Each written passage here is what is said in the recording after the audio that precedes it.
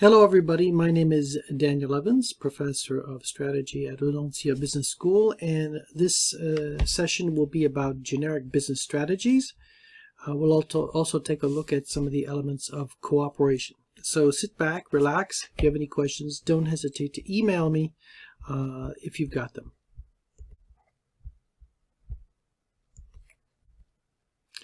So we started strategy by looking primarily at three areas. Strategic position was our first issue. We looked at the environment, we looked at the industry analysis with the Porter 5 forces, we looked at the pestle assessment, we looked at the resource assessment to see if we had the resources to do a strategy, and obviously then we looked at business culture.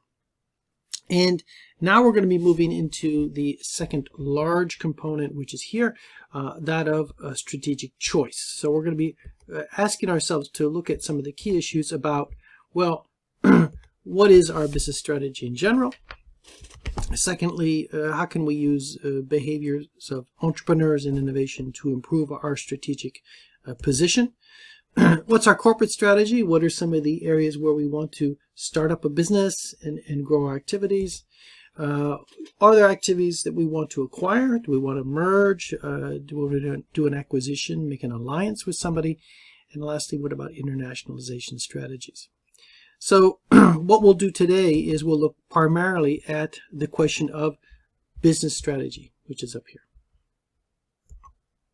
So what is exactly business strategy, and what are we concerned with? Well, we start off by defining, the area of the business that we're concerned with, and these are referred to as strategic business units. They're not the corporation.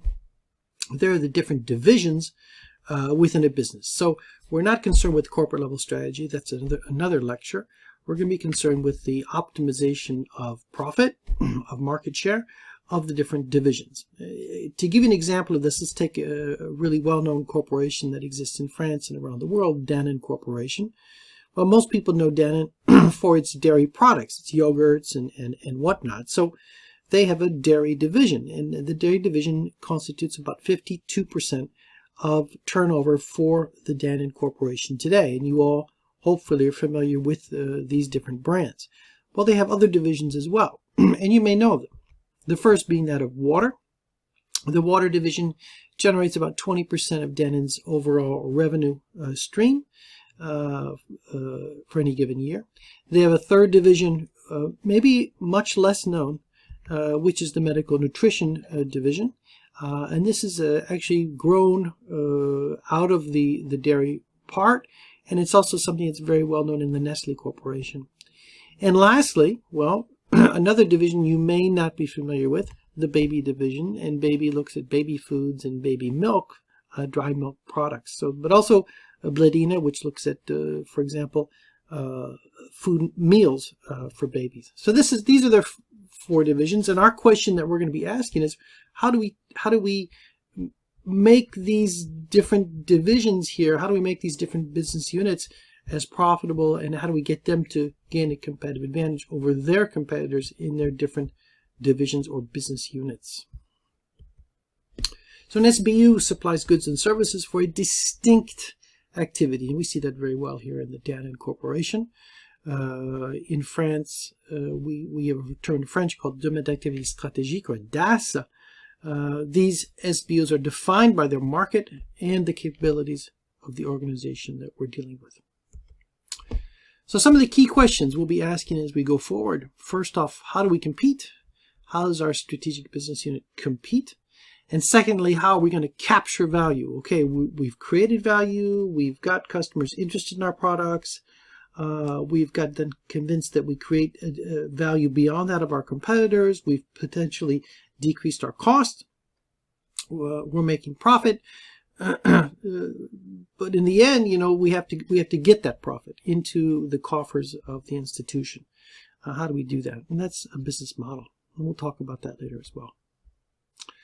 We start with a basic definition of competitive strategy. So competitive strategy is about how a company, business unit, or organization achieves competitive advantage in its domain of activity. So strategy is about how we get that advantage. So this obviously begs the question, what's competitive advantage? Well, competitive advantage is about how a company, business unit, or organization creates value for its users, which is greater than the cost of supplying them and superior to that of rivals. So here we're talking about two key questions. And we can break down competitive advantage into two parts. Are we competitive? Can we effectively compete by creating perceived value? And this is important. This is perceived by the buyer, by the customer, that is greater than our costs. Can we compete? Is a basic question. And then the second question is, well, relative advantage. Have we created a perceived value that is greater than our rivals? So, it's not a question of being the absolute tops. It's a question about being better than your competitors. So competitive advantage is all about relative performance to competitors and creating a significant advantage vis-a-vis your competitors. Hopefully, when two or more firms compete over the same market, the firm that has a competitive advantage should normally have higher rates of profit and level of performance over a period of time. So this is something we'd be looking at achieving. We'd hopefully see higher profits for these companies. Competitive advantage can be established in two principal ways, and this was described by Michael Porter from the Harvard Business School. And Porter proposes two basic ways to create competitive advantage. The first of these is lower cost. A competitor or a company can have a cost advantage over its competitors. And be careful here when I say cost. A lot of people are always confusing price and cost. This is the cost of production, okay? And also, low cost competitors, this positioning means that you have the lowest cost. If you are the next to lowest cost competitor, you have a competitive disadvantage. You're not the lowest cost. So the low cost players is really, there's not many of them. You either are the low cost provider or you're not. And this is a key part of this low cost strategy. Be careful if you adopt the low cost strategy. You can't disregard certain norms, safety standards, but also expectations of customers. If you're selling an airplane seat, well, people expect to get on an airplane and go from point A to point B. There's a certain minimum supply that you expect. Certain safety, for example, on an airplane. You're not going to get on an airplane and sit down and realize that, hey, you know what, the oxygen masks cost extra. That's just not, you can't do that. So there's certain minimums that have to be respected. The second fundamental way to establish competitive advantage would be through differentiation. We're going to offer something of value that our competitors don't offer. So we're going to set ourselves apart. We're going to create additional value. This additional value then allows us, it may cost us more money to do it, but this additional value allows us to charge additional or higher prices. So as long as the customer sees that they're getting something more, we can charge them more for that additional value. Competitive scope is also something that Porter presented. And so he said, hey, look, you've got the idea of being the low-cost leader or having a differentiation strategy, offering different ways of creating value. And in the previous example, I didn't mention, Whole Foods is a good example. They're creating differential value vis-a-vis their competitors in the supermarket chains that exist today. But scope is another question. Scope says, well, how big of a market are we playing in? What's our market look like geographically in terms of what types of customers we have? And we find that companies are competing on a very broad scope or a very narrow scope. If we're competing on a broad scope, a good example here would be Kroger. Kroger is the fifth largest grocery chain in the world, number one in the United States. Well, they have a huge target. I mean, they're covering the entire United States. They're offering a large range of products to a large range of customers. So their target is very broad, both geographically, but also in terms of customers. If you were to look the other direction, you can have a narrow target, And you can probably, in a narrow target, do better than companies with a broad target, but in a very, very niche area. You can provide a better service, maybe a better quality, respond specifically to specific market needs by just focusing on specific customers, their needs, and the products and services that they want to buy. So, for example, here we've got Jungle Jim's, which is here on the right. Jungle Jim's is a really well-known international specialty food store that's also based in Cincinnati, where Kroger is based for its national operations. But there's just one of these. I mean, there's only one, Jungle Jim's. West Point Market as well is a specialty food store that was well-known also in the state of Ohio. And these are offering, local customers something that, well, you just can't really get at the Kroger store. You're here, Kroger is serving a broad target, so, well, it's like the bell curve. You can't provide maybe specific needs to specific customers. Here, we're focusing on a specific customer. So Jungle Jim's a real good example. It's a specialty food store. They're going to be selling a huge amount of products, but just international items. They're focusing on providing those international items that customers have a hard time finding in their large supermarket chain.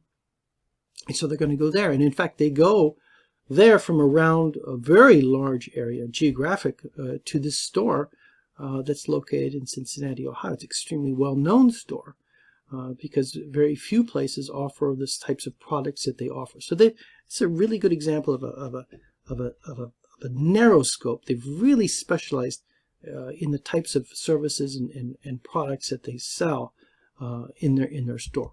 West Point was the same way. Very, very focused offer, a specialty food store targeted towards high-income families. Very high margins, but very, very, very high quality service that you were paying for. And eventually they were beat out because, well, people were realizing that maybe the value that this store was creating was not as big as they thought, and they could probably get the same thing in a larger chain. And so they lost their competitive advantage.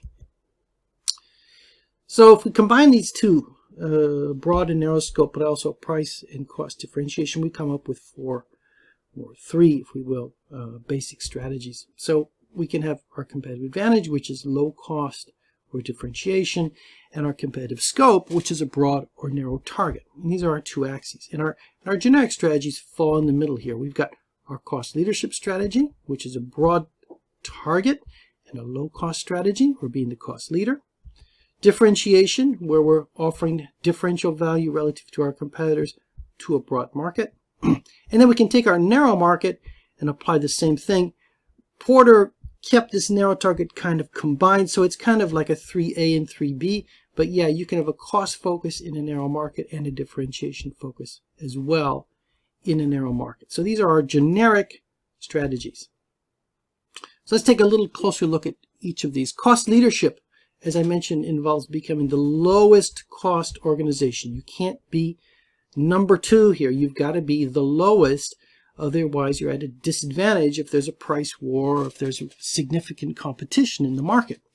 There's many ways to achieve cost leadership and to reduce costs. You can reduce it through reducing your input costs, through what we call economies of scale, through learning, through design of the product, because you've designed in lower cost. So let's take a look real quick at some of these ways to achieve cost leadership. The first is scale economies, or economies of scale. And if we look over here at the diagram, we've got the quantity of production rising, and we have the cost per unit, or average cost, decreasing as we increase the level of production, which is kind of nice. The more we produce, the lower we have cost per unit. And this is what we call increasing returns to scale. As the size of our operations rise, we get lower and lower cost per unit. Now, how does this happen? How does this exist? Some of it's technical. I mean, sometimes we can produce at a lower cost per unit because we have bigger machines or bigger plant and equipment. Other times it's a question of employee specialization. Because we have a large facility and large production, we can have each employee doing a specific task, and the more they do that task, the better they get at it, and the cost per unit of producing decreases. Another obviously is volume and overhead costs. Well, we have fixed overhead costs. We pay, for example, the rent on our plant. If we produce 1 unit or 10 or 20 or 30 or 50 or 1,000,000 units, we're paying the rent. And the more units we produce, that means we can spread that fixed cost, that overhead cost, over more and more units. So that lowers the cost per unit. And it's a nice advantage. We can also negotiate. For example, if we have large quantities, we can negotiate smaller costs of inputs. Now be careful. Economies of scale don't go on forever. At some point, it's going to flatten out. We'll have what's called constant returns to scale. And even if we get too big, we'll have decreasing returns to scale. So companies can become too big. Economies of scale eventually wear out. These diseconomies exist for a lot of reasons.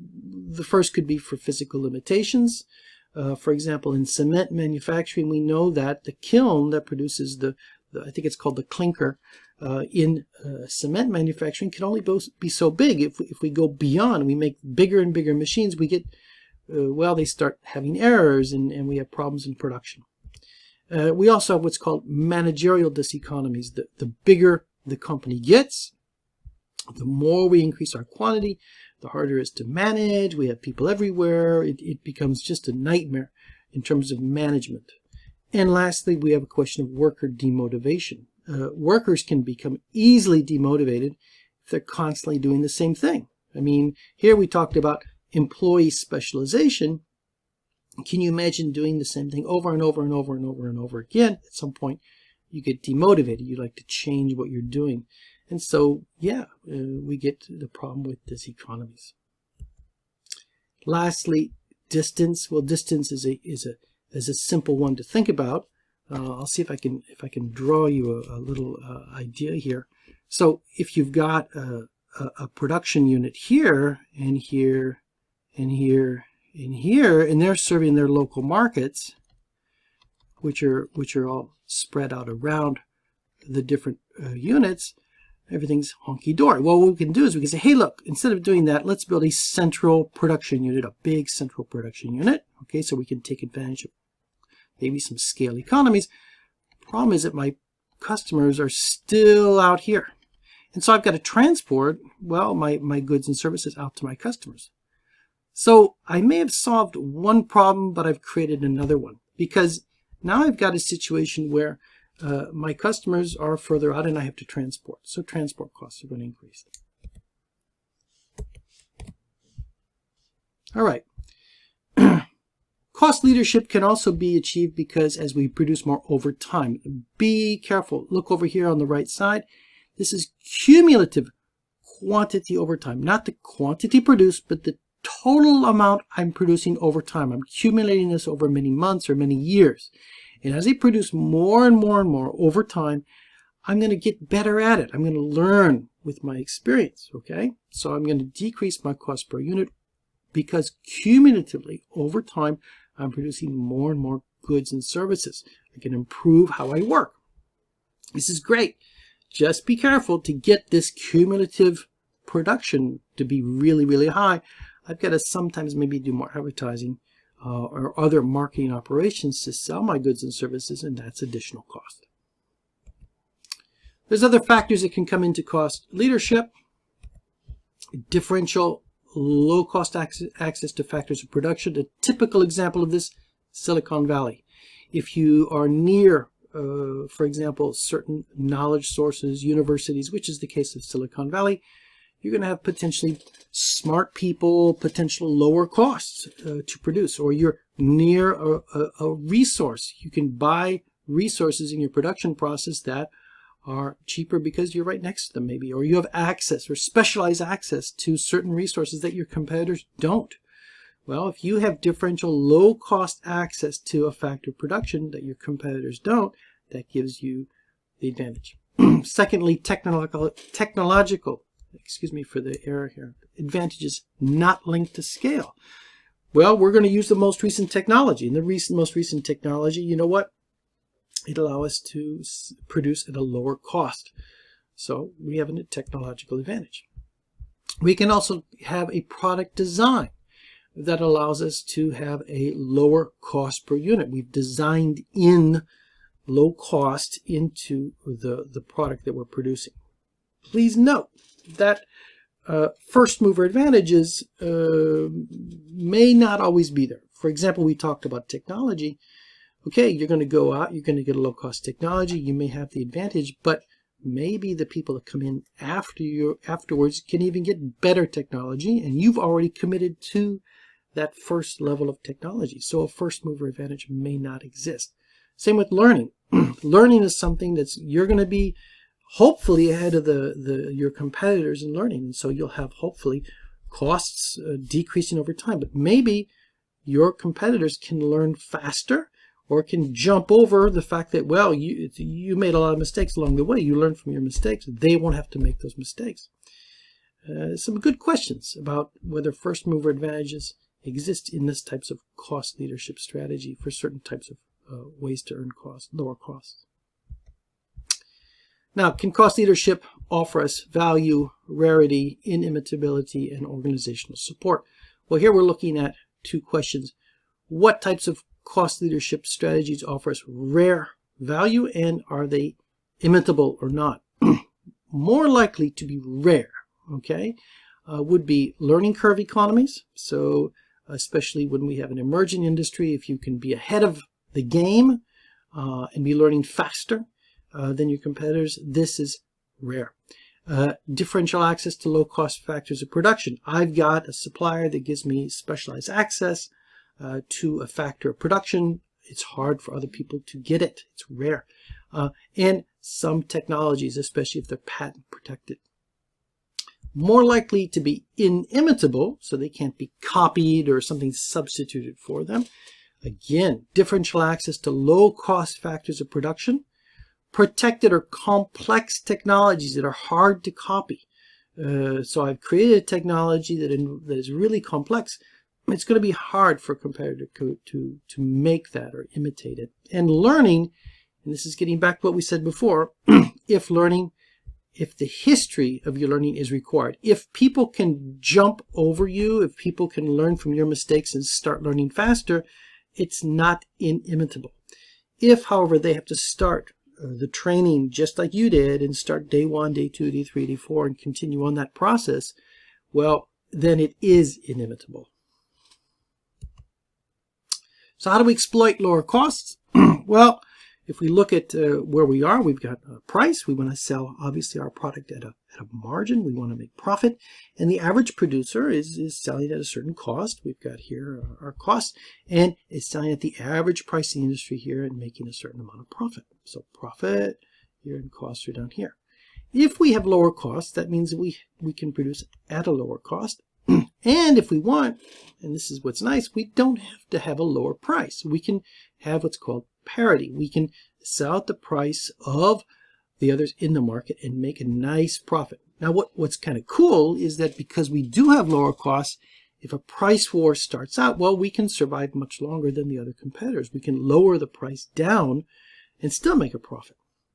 Another position we could take, instead of being at parity, is to literally start with a lower price. And so here this is where you start seeing low price positions like low cost airlines and things like that. They're the cost leader. They're offering a product that's close to the other competitors. So this is a low cost product, but you're still getting on an airplane. You're still going from point A to point B. So some of the features are close to the rivals. We haven't lost too much quality. And I'm selling that at a lower price. And I'm still making a profit. Now, the next opportunity or the next choice is pretty simple. We're going to start asking about differentiation. Well, differentiation is a whole nother game. Differentiation allows me to sell at a higher price, even if I have higher costs, and make a profit. This is the differentiation game. We're going to take a look at that now. So differentiation. Differentiation strategy involves uniqueness. And again, perceived uniqueness. As long as the customer thinks it's different, that's what's important.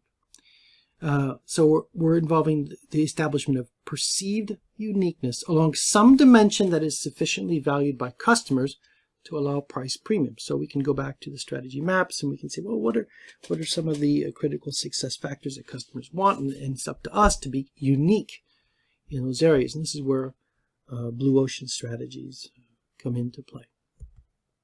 How can we be unique? Through product features or attributes or performance. Again, perceived features or perceived performance. If the customer thinks it's different, that's what's important.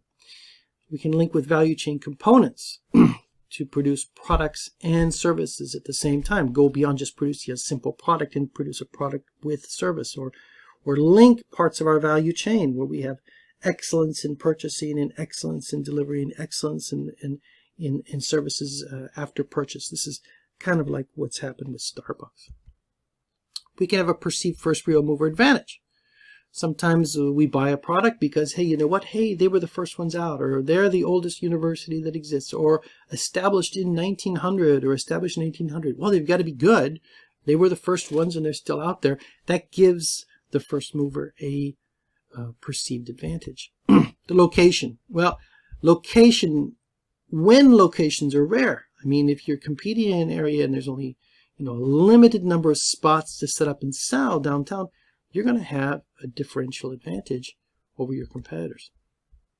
If maybe you've got links with other firms, you've got an offer that involves value chains from other companies, so your suppliers create value and then you add value and your distributors add value, and adding all that up creates very important value, and you've established those links. Well, it's a differential advantage for you. Product mix and variety. Sometimes you can have a large variety of products. That gives you a great advantage. Hey, I'm going to go to the grocery store where I have the most products, so I don't have to go to many stores. I'll go to one place. And, well, brand reputation. That's pretty obvious. Brand is something that represents the value we perceive in differentiation. And if I can take that brand and apply it to different products, wow, things are great. But brand reputation is a differential factor. And of course, customer relationships, building strong relationships. Now, one way to see this, this idea of product complexity, customization, going beyond the basic product, is what we call the total product concept. Now, this is not discussed in your textbook, but it's worthy of reflection. It's pretty basic. In fact, it's very basic. If this is our product, well, we have an apple, we've got the core. And the core of any product is the generic product. Again, hey, I can go hop on an airplane, I can go from point A to point B, and I bought an airplane ticket, and that's it. That's the basics. And that's all I can say about that. Well, then we can go beyond the core or generic product and create what's called the expected product. Now, when you and I go out and buy an airplane ticket, we also expect that, hey, you know what? I should be able to maybe have a free cup of coffee on the airplane, or have a free juice or something like that. I should be able to redeem my ticket if the flight's canceled. These are the core and the minimum purchase conditions. This is stuff that we expect that goes beyond the core product.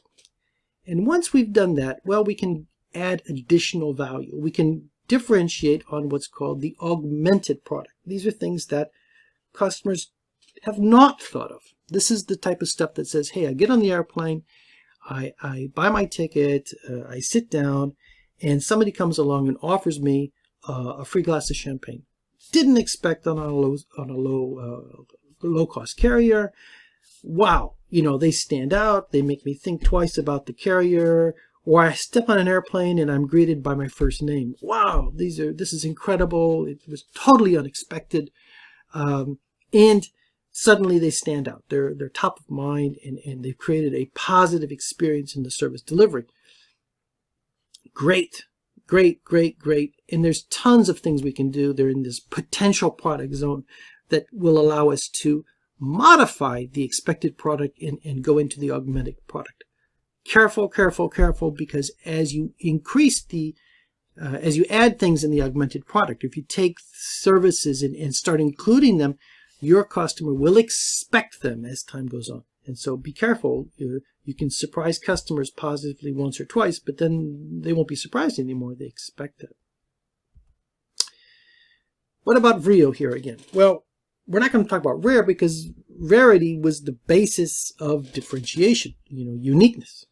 Well, what about inimitability? Inimitability is possible for example, product service complexity. As I mentioned before, Starbucks has low costs but also offers differential services. And they've differentiated their offer by linking across different functions and complementarity of different functions in the value chain. And that makes it very unique. Reputation is something that's inimitable. Location, again, you can't create two spaces at the exact same space. It doesn't work that way. First mover advantage, there's only one first mover. Unique access to supply and distribution channels, like again Starbucks. Unique resources, a business school. Very simple example, or a law firm or a hospital. Well, there's only one professor named Dan Evans. There's only one doctor named Doug Evans. These are unique human resources, and if the school can hold on to those resources, they have a inimitable resource. And lastly, customer relationships. West Point Market that I spoke of before. This is the owner of West Point Market. He created a strong relationship, literally on a first name basis, with all of his customers. Hard to imitate that. It really, really is.